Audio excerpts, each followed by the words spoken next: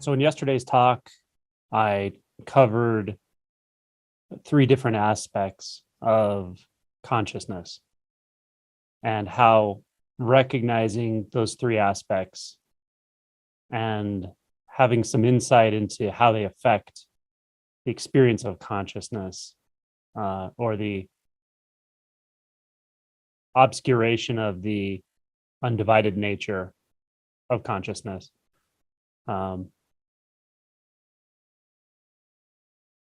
I also mentioned in yesterday's talk that there are, or at least for this lecture series, I sort of broke up the realization process into two main phases. The first phase being finding our identity in and as all of consciousness or unbound being. And the second half is about disentangling identity from consciousness, or another way of saying that is to investigate the nature of identity itself, and thus a sort of deconstruction of identity that's based on separation, struggle, selfishness, self-centeredness, is ultimately dissolved. So this phase, this second part of this process, is what I'm going to cover today. And I'm going to cover it using the same three aspects I discussed, but talk about them in the context of the sense world, the actual, rather than the reflected world of consciousness. So when we recognize that consciousness has a reflective nature, at some point it becomes obvious that taking our identity from this reflection in any way at all leads to perceptual distortions, let's say. It leads to suffering. And so we intuitively begin to recognize at some point that to take reference from thought, from the reflective capacity of thought, we're going to see things backwards, in a sense. We're going to see things in a distorted way. It's a little tricky to talk about this because it doesn't mean that we need to stop thinking. And realization is not necessarily about calming thoughts or calming the mind, although that does happen as a side effect of the process. In my view, realization is always about identity. It always comes down to the nature of identity, what we take ourselves to be, and what we're referencing moment to moment to continue to operate out of an identity that's based in misperceptions, the misperceptions of reactivity, the misperception that the reactivity is something that actually gets us what we want, the perception that we're separate from everything, and a more subtle perception tied into that is that separation exists at all, and then finally the root of all of these misperceptions, and that is the perception that identity, as we experience it, exists at all. So it kind of leads us into the twilight zone in a way, but it ends up being okay in the end. Experientially, it makes a lot of sense as these perceptual filters fall away, and we start to see things very clearly and see reality as it actually is, instead of through the perceptual lens of me, the separate individual that always has to struggle, that always has to try to make things right, but never quite seems to be able to do it, that somehow continuously keeps referencing itself, referencing its past, referencing memories and thoughts. When that calms down and identity gets disentangled from that, things are revealed to be naturally peaceful, free of fixation, clear, and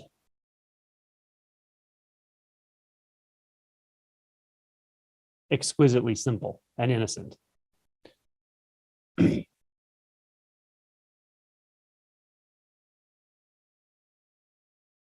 So in discussing reactivity,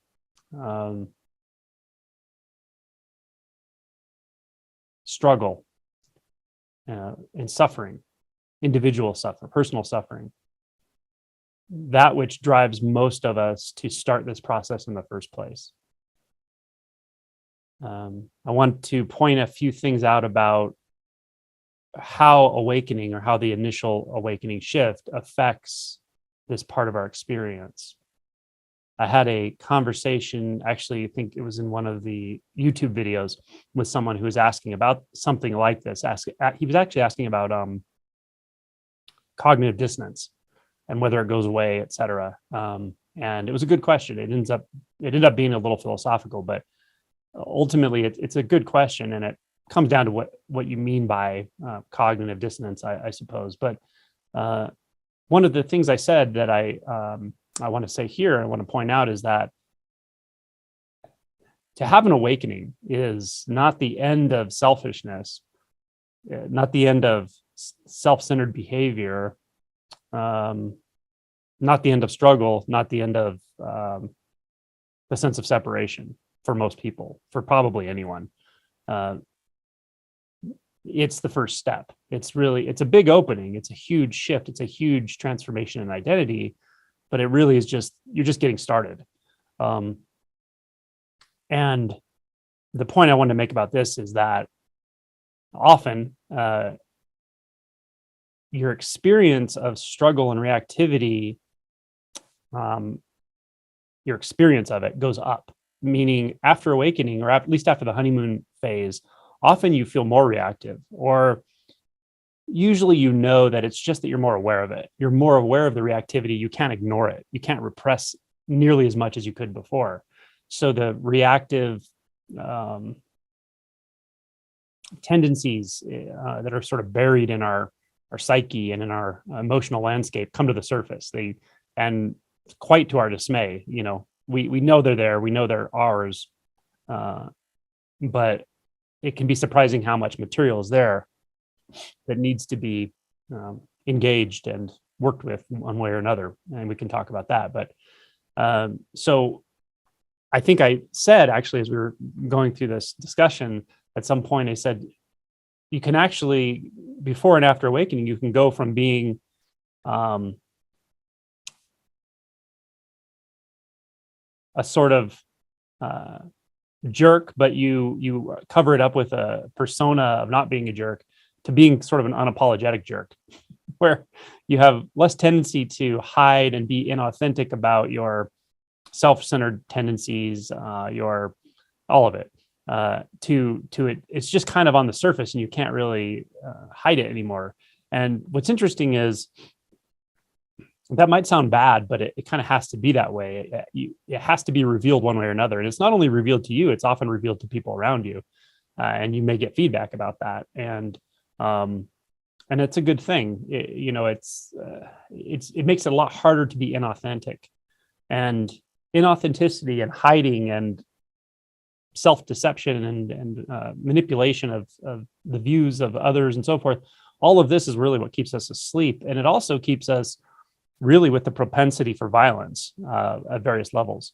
So after awakening, it's not that the unkind tendencies aren't there.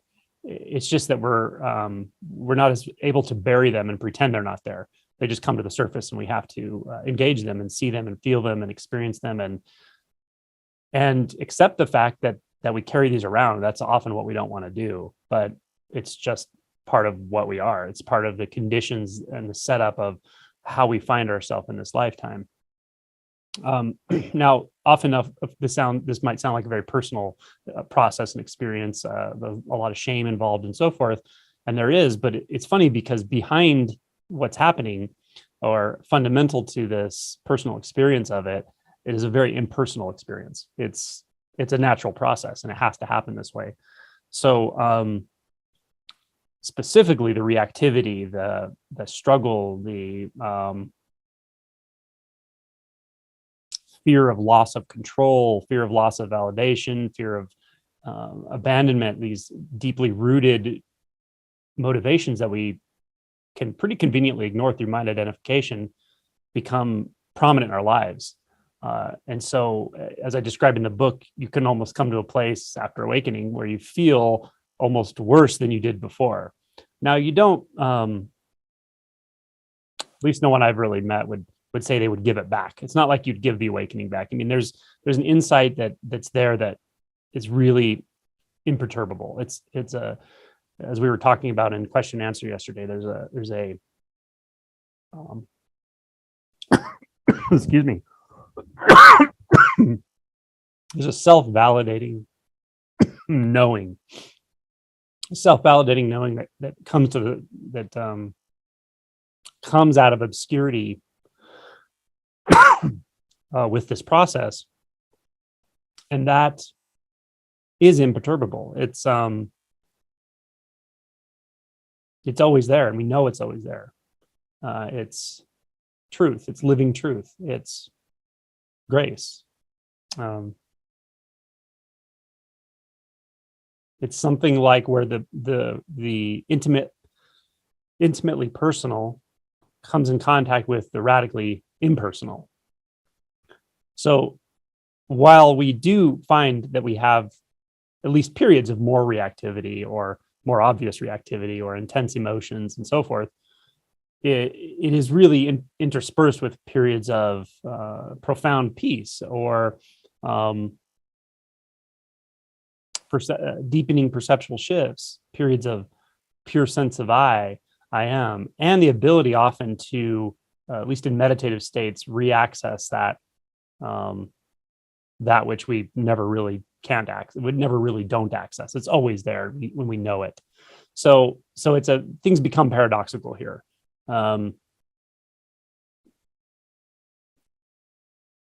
But the equanimity aspect I pointed out yesterday in consciousness has its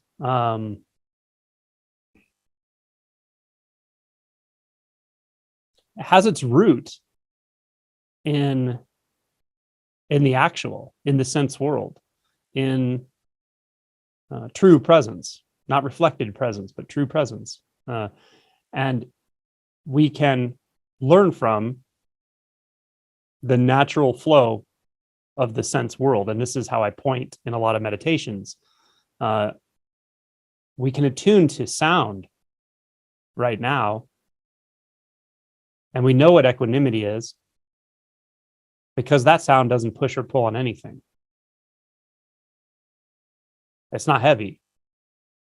It's not, there's no struggle there. It's not becoming, it just is. It doesn't need to defend itself.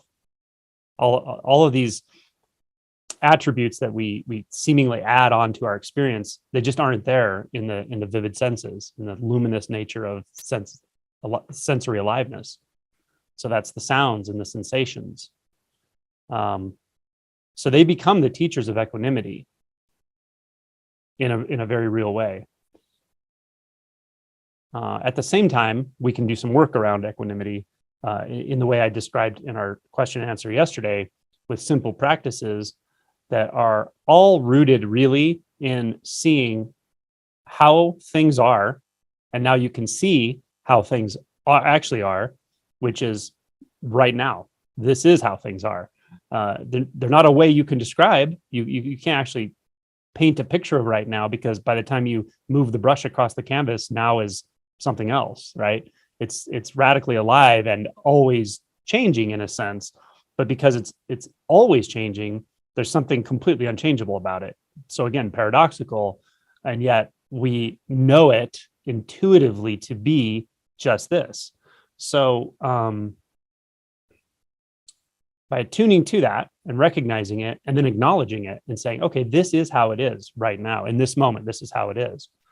And when there's struggle, when there's even contraction often, when there's suffering, frustration, impatience, all of these quote unquote afflictive emotions, those are great pointers. Those are pointers to relook at what we're actually experiencing. We're experiencing what is, just as it is, always. That's not the problem, clearly. There's no suffering there. You can't find suffering in sound. If you forget that, just reorient to sound. Reorient to sensation, pure sensation, without a story, without a narrative, without a label, without a location. There's not struggle there. There's no story there. Yeah. So when we're experiencing struggle, when we're experiencing frustration, impatience is a big one. Notice that all that's really happening is something inside us is saying no to what is. Impatience is a good example, because I think impatience is so common. I think especially in the West and in the United States, where we tend to be impatient.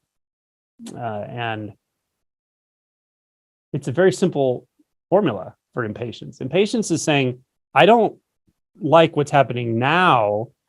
I actually want to turn what's happening now into what I think is going to be happening 5 minutes from now, or 10 minutes from now, or later today. And if you believe the lie you tell yourself right there, that you can do that, you can live in a perpetual sense of impatience. And I bump into people who live in a perpetual sense of impatience, and it's fascinating. It's sad, but it's fascinating, because you're never going to get there. You're never going to get to that future that you think is what's going to deliver you, because you're always right here, right? So that's an example of just stopping and saying, okay, I have an image in my mind of, I'm in traffic right now, and that's what's happening. There's cars around and there's sounds, and I'm the car I'm driving. And the mind is making this mental image of, when I get home and whatever, see my family, get a glass of wine, cook dinner. That's where I want to get to. I feel like by thinking about that, I can get to it. I can somehow make there be less of what's happening right now, and make there be less of what's not happening right now that seems to be in the future, the way my mind's putting it together. And just notice, is the struggle because of what's happening right now? Or is it because I'm convincing myself that I can turn what's happening right now into something that's not happening right now? Yeah. This is just one way of doing it. And realize, like, oh my God, I actually want the future to be here right now. And the future is not here right now. There's only right now. And just be willing to see that clearly. Be willing to see that will always cause struggle. Of course it will. Even though it's common and sort of normal, because many people do this, and we've all done it to various degrees. It doesn't mean that it doesn't cause suffering, because it does cause suffering. Yeah. We're resisting what is. And the more awake you get, the more painful it is to resist what is. The higher the price you pay, let's say. And the more cognitive effort it takes, truly. When your mind identified in a sleep, it's kind of like being sort of just numb. You live in the thought stream, mind identified most of the time, not really feeling much of what's going on. But when you break out of that and continue to break out of that, and there's less structure to that thought world, there's less reality to it, and you're acutely aware of what suffering actually is physically, how it feels, it becomes harder and harder to champion what's not happening for what actually is happening. The cost gets higher. The amount of effort it takes, the amount of cognitive dissonance it takes to continue to do that goes up. It's harder and harder to do. And this is great news, right? This is the beauty of the realization process. You think you're doing it, but it's, you're grist for the mill. The process is natural and it's ongoing. And your job is to show up and go, okay, I can't ignore this. I can't ignore this impatience anymore. It's, causing stress in my life, causing stress for those around me. And it just doesn't make sense anymore. It's not true. It's not deeply truthful. Impatience, frustration, discontent, blame, all these things, they're always pointing to something that's not here right now. It's over there. It's that person. It's that situation, or it's something later, or it's something in my past. All of these are ultimately just constructing a mental image with whatever story is there and pasting it over what actually is right in front of your face. Now, again, there's no one doing this. It's not, you didn't choose to start doing this actually at all. It's just been happening for so long that it feels normal. But a very interesting thing starts to happen if you keep looking at this equanimity portion of things, this part of our experience where we're actually just saying no to what's right in front of our face. That could never not be the case. You may or may not experience it this way, but it can be something like a veil, literally just it's like a veil between what you perceive as yourself, which doesn't matter what that is at this point in the discussion, but your subjective experience and the world, the outside world, or even the inside world, really, even the emotions and the thoughts.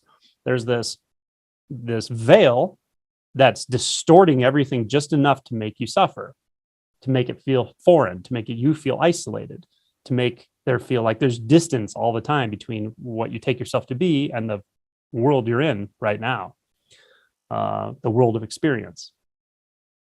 And then with this kind of work, when we really investigate equanimity and how we're pushing and pulling on everything, how we're trying to avoid the most obvious thing that there is, and that is what is right now, which is presence, that veil starts to sort of pull away from it. And you may or may not have this experience of it, but you may actually see both worlds at the same time. The vivid, radically alive truth of what's happening right now that doesn't need to be thought about. It's not going anywhere specific. It doesn't have a meaning or purpose. There's no struggle to it. There's nothing to figure out. It's just this. You can almost see that at the same time as you can see this veil struggle that we feel like is there a lot of the time. And it's a lens through which we see reality. And you can almost see through the lens and not through the lens at the same time. And that's a good place to be because, the body mind is intelligent. It knows what suffer. It doesn't like to suffer. It doesn't want to suffer. And it will pick this up and recognize, oh, okay. When that apparatus of expectation and perceptual filtering that's constantly trying, not actually accomplishing it, but trying to turn what is into some imaginary world of what I think should be based on conditions that I'm not even aware of. And I don't know why or when I started doing it. Then I suffer.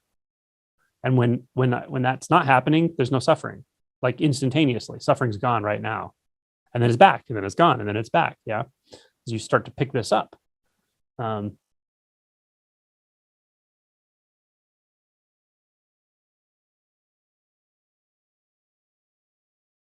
It's seen that suffering is just simply not necessary. It's when I had a big shift around this, I remember a line from the Bible was like in my mind. I don't even know where I heard it the first time or whether I'd read it, but it said something like, "Have you suffered so many things in vain?" Because it was clear right at that moment that suffering isn't something you have to work to end. Working to end suffering is probably just another version of saying no to what's happening right now.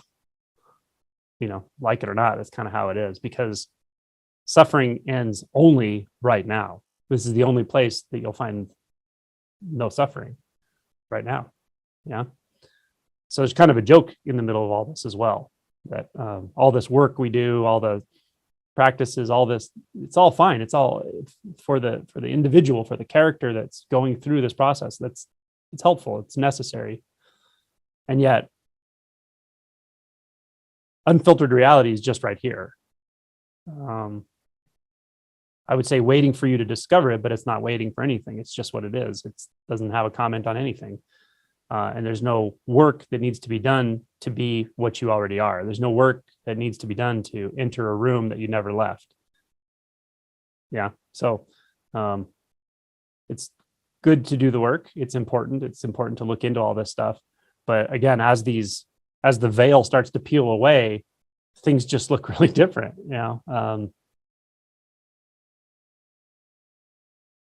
Suffering is like an activity that we're doing, but not on purpose, through habituation, through conditioning. And what is not that veil is the unconditioned. And that's what I'm going to talk about tomorrow. And everyone here knows this to some degree. It may be a very, very subtle glimmer of knowing in your experience right now, and the mind might be doubting it, saying, oh, I don't know if it's that. Is that it? Is that it? I kind of know it. I feel it. Oh, it's gone again. It's here. It's gone. It's here. It's gone. It's just thoughts though, right? But everyone knows this because it's your true nature. Of course you know it, but not like a thought or a belief or a concept. So that's the beauty of this, is it is always here, and it does come forth. It comes forward in people's experience all the time, but often it's short-lived and there's a lot of momentum to thinking. So we either just completely overlook it, or the mind completely overlooks it, or we turn it into an experience, a spiritual experience, and talk about it with others or collect it, or we doubt it, right? But it's still just there. Tony Parsons has a good quote. I heard him say once, your true nature sits on your shoulder, watching you look around to try to find your true nature. It's kind of like that. This part is for sure. So, so that equanimity aspect, as I discussed yesterday, working with it in consciousness, in and as consciousness, or I am, is valuable, because it really does, right inside that apparatus of thought and consciousness, it does calm the waters. It relaxes the polarities. So it's valuable there. And as a quote unquote practice in the actual world, in moment to moment living, and in just walking through life, experiencing the textures of life, it's a different sort of practice, maybe because it's a practice of total surrender to the sensations, to the sounds, to the visual field, to what's right in front of your face. Not what you think is in front of your face, and not the names you've given everything that you learned when we were 2 years old, 1.5, 2 years old. We started learning labels for everything and started to solidify those into a world. It's not even that; it's before that, but it is right in front of your face. And so the work with equanimity in day-to-day life is day-to-day life.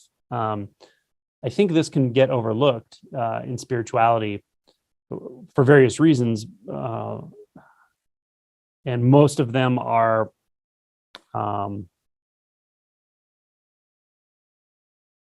well, there are various reasons, and I think I'll just name a few. One is that through meditation, through mystical experiences, samadhi experiences, and even that awakening experience, which at its core is not an experience, but it gets turned into an experience by the thought process. Through all of that, we can get the impression that this whole endeavor is about some kind of disappearing into nothingness, or disappearing into, again, a deep state of samadhi. But we can get the impression that it's something that happens on the mat, and it happens when we're deeply absorbed and in silence and in retreat. And it does happen here. It's great to do this. But this, the second phase of things also,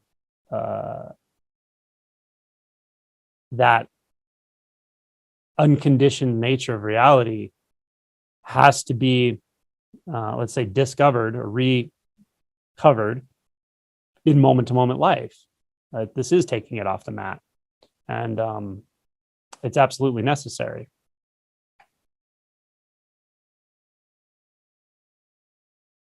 And this is good. This is good news, because every moment is an opportunity, especially the moments that we discount or discard as non-spiritual. Look for those. Make a practice of finding the parts of your life that are the least spiritual, and then that's where you want to start looking. Start feeling, start leaning in. They can be anything. They can be what you think is a bad habit. They can be waiting in traffic, standing in line, things that make you triggered, things that make you bored. The in-between moments of life where the mind just kind of goes a little bit numb, goes a little bit asleep, and says, oh, okay, well, I was doing that, and that's an important part of what I do. And then I'm going to be doing this, 10 minutes from now. So this in-between part, it's not important. This is just filler, right? Yeah. Those are times when the mind is bridging the gap of time to keep mind identification going when there's actually a huge opportunity to open up to presence because there's nothing to do, just because there's nothing to do, right? Because there's nothing that's solidifying the ego structures in that moment. And I think partially this is why people do get impatient in moments like standing in line or in traffic, because the alternative is to start to let go of identity right there, because there's nothing for identity. The only thing that's there is just what's happening, which is just the sense fields. So perfect opportunity to practice. So it's a different way of looking at things, this working with equanimity outside of quote unquote spiritual practice or meditative experiences and so forth. It's right there all the time for you, just waiting to be discovered, recovered, reclaimed. And this part of things is feels maybe less like a practice and more like you're being practiced. It's more like letting down your guard, actually, than engaging in practice to cause a nice spiritual experience to happen. It's an unbinding. It's an unbinding of agendas and ego structures and so forth from what's happening right now.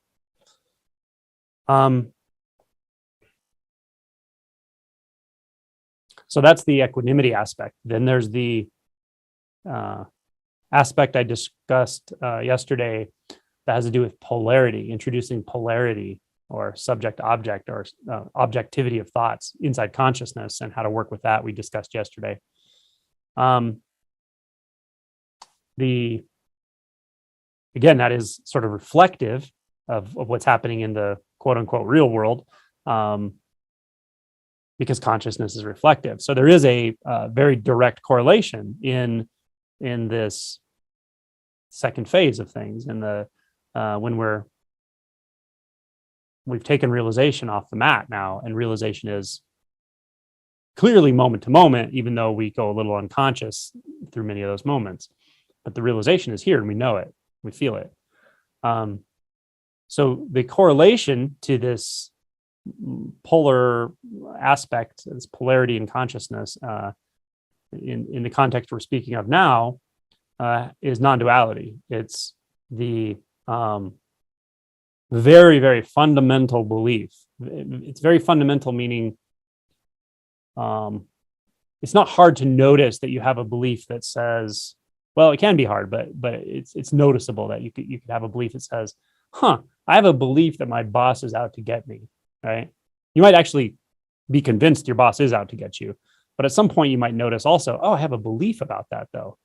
Maybe he is and maybe he isn't, I don't really know, but I definitely have a belief about that. I can see how that's structured as a belief, or I'm a good person, or I'm a bad person, or I'm lazy, or whatever beliefs we have about ourselves, right? These aren't that hard to see as beliefs with some work. But the beliefs I'm going to talk about now, these very fundamental beliefs, they're like a different quality of belief. They're not conceptual beliefs. They're not a narrative belief like that, right? They're not overtly about me even. But through direct realization, through dissolution of certain perceptual barriers or filters, it's very clear actually that they are thoughts, they are beliefs, and they are that there is separation. Well, first of all, that there's something at the center of everything, and it's me, right? The subject. I'm the subject. Everything else is the object. That's the most stark dualistic experience. And where there's a lot of reactivity still going on, it can be hard to see through that, because of course I have to defend myself. Of course I have to make myself feel better. Who else is going to do it, right? It feels like a big undertaking all the time to protect yourself, to get what you need, to make yourself feel better. Like it just feels like this big undertaking that we're always engaged in. So when that calms down through the equanimity work, you can start to actually look at your experience moment to moment and just see like, okay, why do I think that I am more important than that and her and him? And like all of this stuff is happening right here. Where does the, huge discrepancy in value come from? In actuality, like where can I actually find that? And it turns out you can't actually find where whatever I'm taking myself to be is more important than anything in this sensory environment. There's no evidence for that. And with that, or that can even be a side effect of a certain kind of shift. But the shift really is one of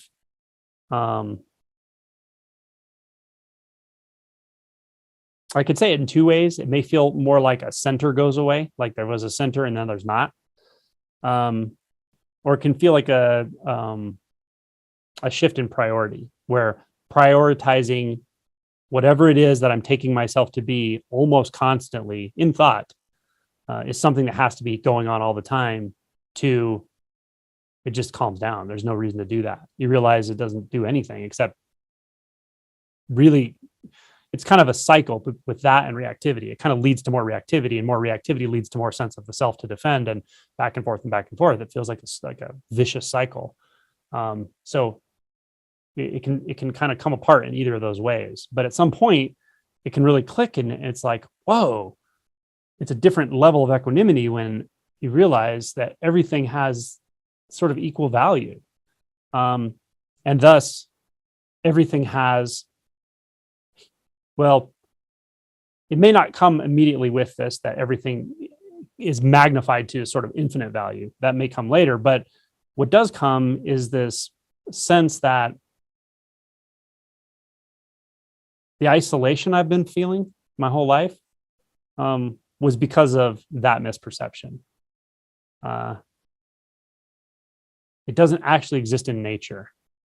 I don't have proof for this for you, but if you look, you'll find that this is the case. There's no compelling reason to make myself the center of experience. It just doesn't make sense. You can't find it. And so it's not like there's no self left. There's no sense of self at all usually at this point, but it's just that the sense of self is just one of multiple experiences happening. And it's not, the prioritization is not out of whack. So that belief that, well, of course I must be the one that gets 99.9% of all the thoughts about it, that I always have to self-reference, that whatever's going on with me is more important than what's going on with anybody else around me or anything else around me. That just being some obvious preconceived belief on which other beliefs and behaviors and impressions are based, simply doesn't exist. It's just not there. The behaviors were what were reinforcing the belief, and the behaviors are not just external behaviors, but majority of them are internal behaviors, the way we perceive ourselves and others and the relationships between them and so forth. So with that perceptual filter dissolving or dissolved, the belief in separation that underlies it, the belief that separation is even possible underlies it, is now accessible directly.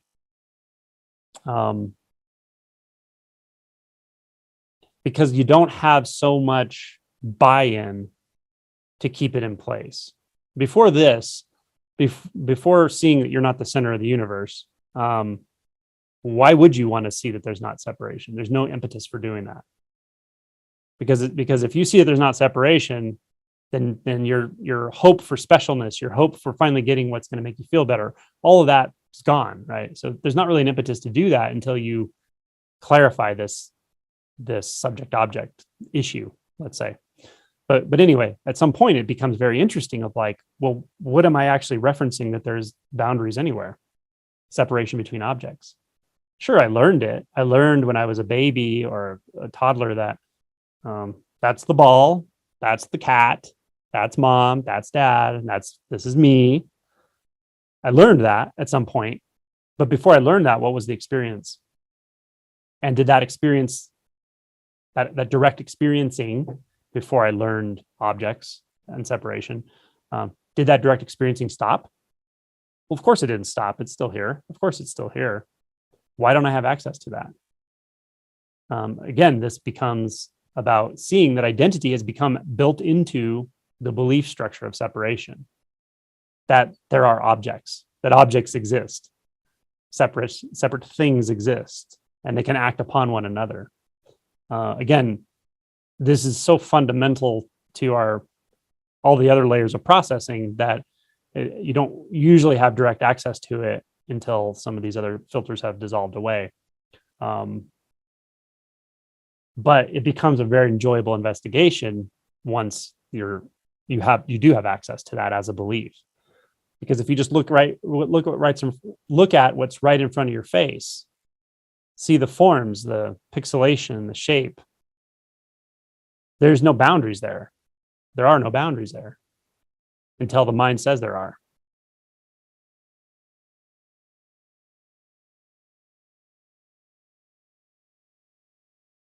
There's no edge until the mind says there's an edge.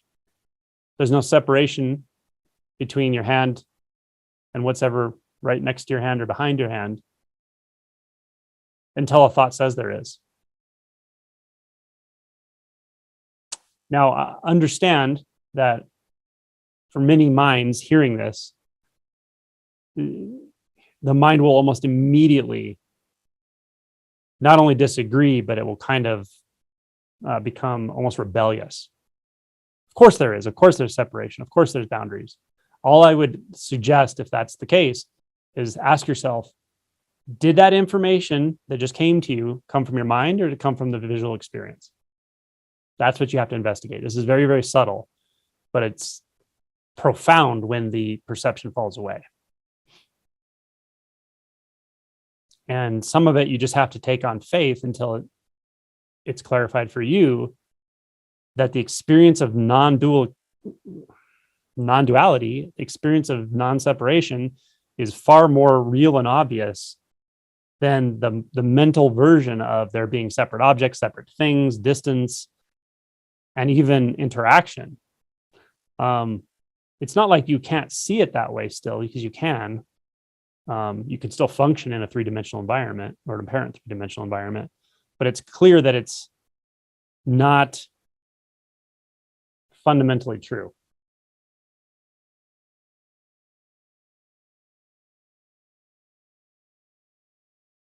It's a pragmatic perceptual overlay of separation. When that's not there, or let me say it this way.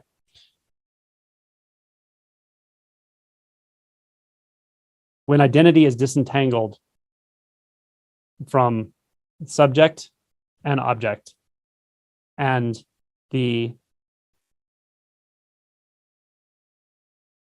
underlying experience that makes it possible for that to even happen, which is that there are boundaries, that separation could even possibly ever exist, when that's gone,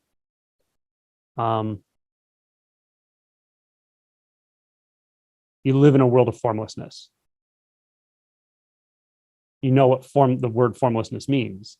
It's not mystical, really. I mean, I guess it could be mystical. It would be mystical if you experienced it completely out of the blue and then went back into mind identification. Then it's definitely a mystical experience. But it's not even an experience. It's just how it is. So, but the formless nature of everything, they're not things. So the formless nature doesn't apply to anything. It's just how this is even a deeper degree of freedom and peace than the equanimity clarification is. Equanimity changes things a lot when we're not struggling anymore really with life. But to recognize the boundless and structureless nature of reality right now, and and to have no sense of identity apart from it is a whole other degree of freedom.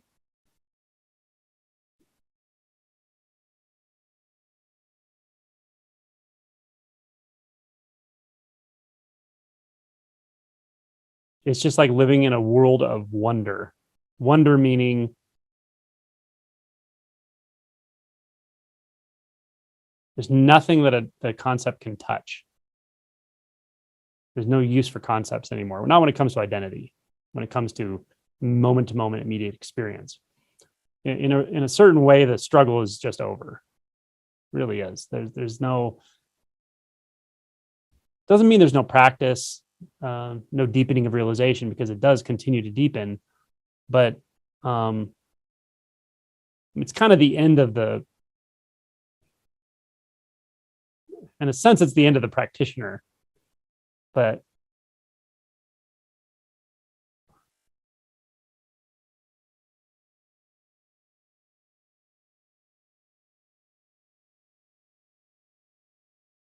yeah, I don't know how to say this, but the intimacy just gets deeper and deeper here. There's nothing more intimate than formlessness, because it's not like there's three-dimensional space and inside of space there's formlessness. Formlessness clearly demonstrates that space doesn't exist, the way our minds think about it. So then there's nothing that could be apart. There's no apartness. There's nothing could be separate. There's no such thing as isolation.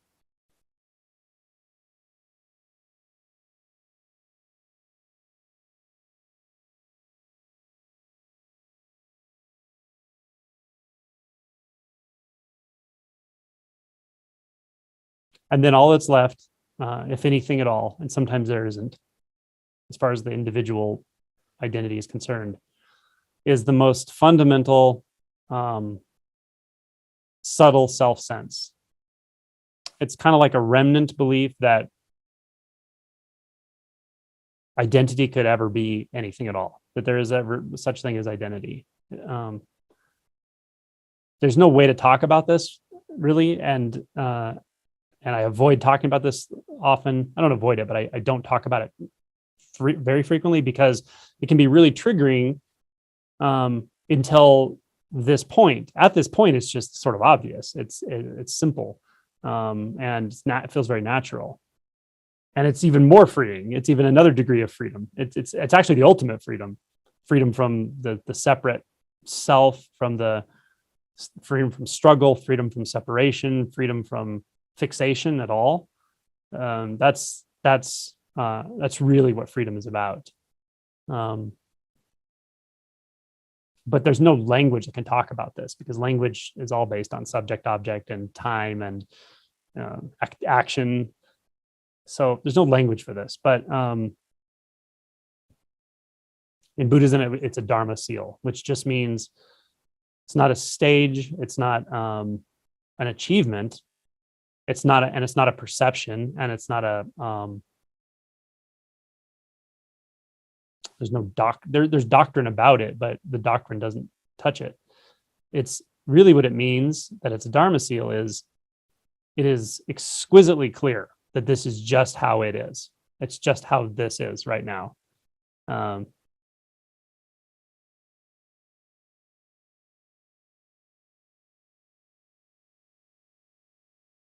So identity, when it comes to consciousness, ends up being this all-encompassing, vast, formless, free, and yet self-obvious, self-validating experience of I. But as Ramana Maharishi said, it's imperative to get to the root of I, to what the I comes from, where the I arises from. And Nisargadatta said somewhere, I remember hearing a recording of his words, a translation, and it said, if you regress properly, the I am thought will disappear. To me, this is what they're both talking about. I don't know for sure because they're both dead, but I think this is exactly what they're talking about. If you follow the subtle self-sense all the way to its root and realize it's not rooted in anything, then not anything that it's rooted in is formlessness. It is completely unconditioned, absolutely unconditioned. So this is not, in one very real way, this is the end. This is the end of the separate individual, the end of the illusion of the separate individual. But it's not the end in the practical means, in the practical expression of this body mind. Because as Adyashanti says, he says, I've never met anyone who's seen an end to this yet. And I trust his judgment. Maybe Buddha did, I don't know. But when there's no separate self to reify, the habit force of the body mind, the conditioning that's collected in this physical form, falls away quickly, but it's still there, and the refinement of that will go on and on and on. Of course, it will. So, in the relative sense, realization does continue. It does deepen profoundly, ongoing, but it does it of its own accord. It comes from a place of complete spontaneity, but it doesn't give the key insight, or I don't know if it's an insight. The key thing I want to say about this, though, is it doesn't give the ego what it thinks it wants. The ego thinks it wants to rest. It wants to find a place to rest. This is kind of the opposite of that. There is nowhere to rest, because it's not like you go to sleep. It's that you can't ignore anything ever again, in a sense. It's like you're so not hyper, but you're so acutely aware of even conditioning, of movements, of sounds, of any remnants of suffering or dualistic energy. Like the looking just goes on and on and on. You could almost call it inquiry, but it's sort of natural inquiry. It inquires into itself.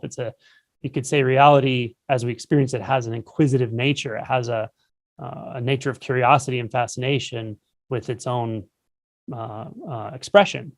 And so in one real way, the journey does sort of end for the journeyer, for the one that thinks it's going to get somewhere or get something. As Adyashanti says, this is not wantable. This part of it's not wantable. It doesn't mean it's something you don't want. It just means it's not in the realm of wanting. You can't. There's anything that could want can't know what this is. So something really does sort of come to an end here. But that's fine, because what is beginningless and endless is now revealed in crystal clarity all the time. And it's not special, and you're not special. It's just natural and simple and obvious. And all that's left is what's right in front of your face. All that's left is the conventional, in a sense. But the conventional is miraculously appearing out of absolutely nothing all the time. And there is boundless, and experience is boundless and centerless, and pure, in that there's not an experiencer apart from it.